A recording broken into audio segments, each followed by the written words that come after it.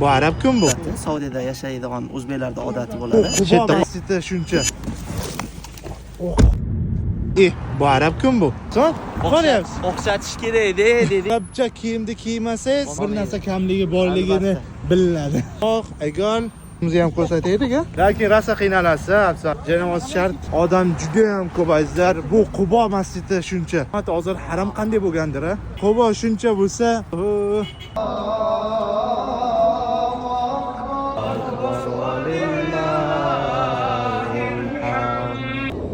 oddiy aramon qo'ylaysizlar.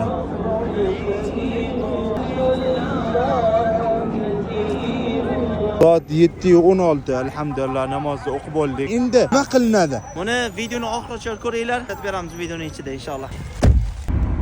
Magazindan narsa oldik.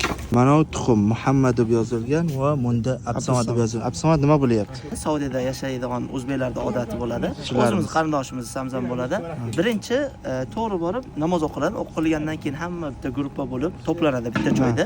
Bitta chiroylikgina katta saxona qo'yilib iftorlik bo'ladi. Bu iftorligimizni ichida mana shunaqa narsa bo'ladi. Oddiy, haligi gubullatib ovqatli yenmaydi. Oddiy. Oddiy, ha. Qarang, matda jigar, adas bo'ladi.